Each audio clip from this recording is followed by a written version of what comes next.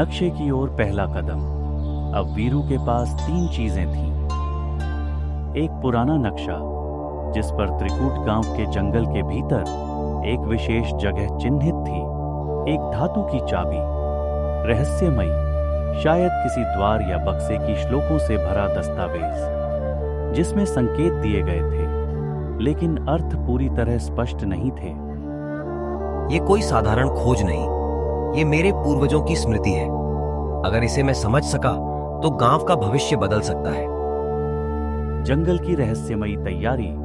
वीरू ने पारुल और दादी से बिना कुछ बताए केवल इतना कहा, मैं 2 दिन के लिए बाहर जा रहा हूं, एक जरूरी काम है। अगर लौटूं तो कुछ नया लेकर आऊंगा। पारुल ने कुछ कहने की कोशिश की, लेकिन उसकी आंखों में वीरू के लिए भरोसा था। जंगल की यात्रा शुरू। वीरू ने एक बैग में रस्सी, पानी, खाना और वो नक्शा रखा और निकल पड़ा।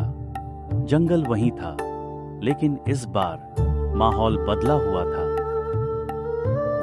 पेड़ कुछ ज्यादा शांत लग रहे थे, पत्तों की सरसराहट में अब चेतावनी थी और रास्ते पहले से अधिक उलझे हुए।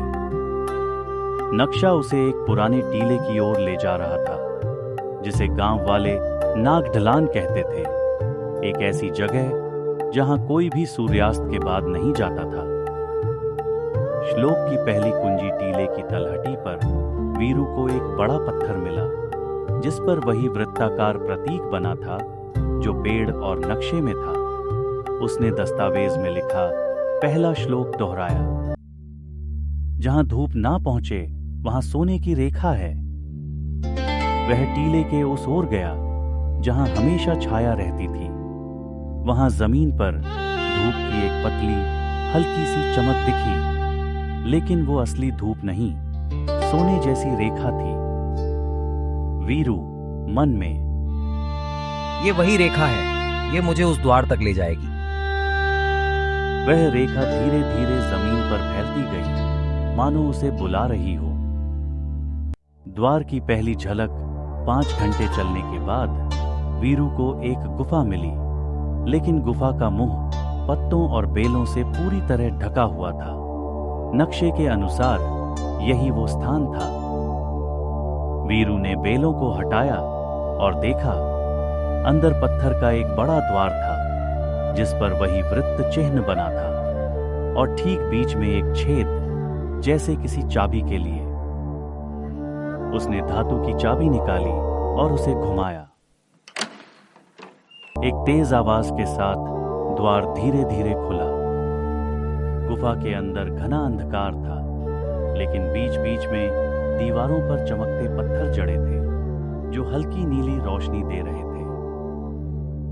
वीरू अंदर गया और उसने देखा पुराने शस्त्रों की मूर्तियां, दीवारों पर बने युद्ध के दृश्य और सबसे बीच में एक कांच का खंभा, जिसके भीतर कोई तेज रोशनी बंद थी।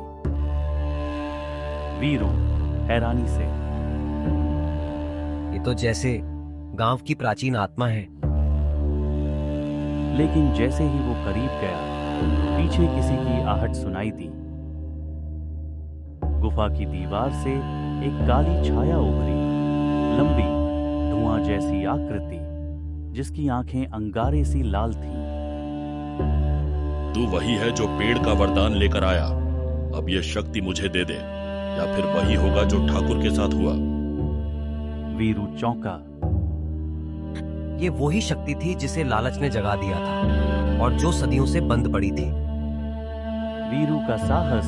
वीरू निर्भय होकर, तू केवल छाया है, पर मैं सच्चाई की रोशनी हूं। जो वरदान मुझे मिला है वो मैंने सेवा के लिए अपनाया है, स्वार्थ के लिए नहीं।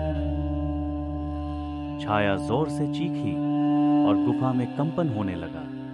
वो खंभा जिसमें प्रकाश बंद था हिलने लगा। ऐसा लगा अगर वीरू कुछ गलत करता तो सब नष्ट हो सकता था। वीरू ने आगे बढ़कर खंभे को छुआ और उसी वक्त साधु की आवाज उसके भीतर गूंजी। सच्चाई को चुनेगा तो शक्ति बहेगी, स्वार्थ को चुनेगा तो विनाश आएगा। वीरू ने आंखें बंद कर कहा। मैं सत्य और सेवा को चुनता हूँ। तभी वह खंभा फूट पड़ा और उस रोशनी ने छाया को जलाकर राख कर दिया। अब वीरू के हाथ में सिर्फ शक्ति नहीं, बल्कि ज्ञान और पूर्वजों का आशीर्वाद भी है।